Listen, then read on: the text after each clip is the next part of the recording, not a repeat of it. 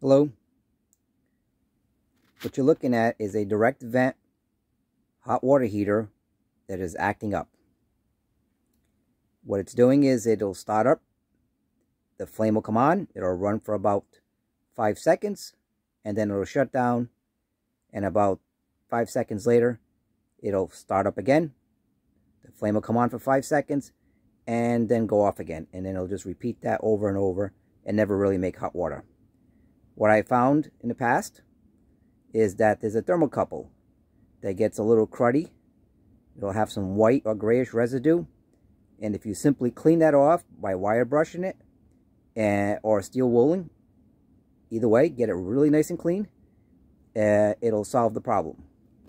It's located behind this service plate right here. We remove that screw, another screw right here, and this plate comes off. Before you go any further, you want to shut off your gas for safety. Shut off your gas and shut off your power. This one happens to have an on-off button on the side. Unplug it, shut off your breaker, do whatever you got to do to make sure this thing does not come on when you go to start to do the cleaning. This particular tank is 10 years old, and about 2 years ago, this problem occurred for the first time, and I cleaned that thermocouple and put it back together. It only takes 3 or 4 minutes to clean it up. Fired the tank back up, and it ran perfectly until now. Today, 2 years later, I looked in there again. It was acting up. I looked in there again, and once again, the thermocouple was a little cruddy.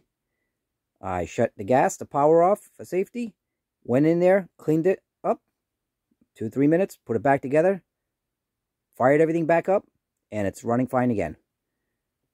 Just a good thing to know, because you may not have to replace your tank. It's not necessarily a sign that your tank is done.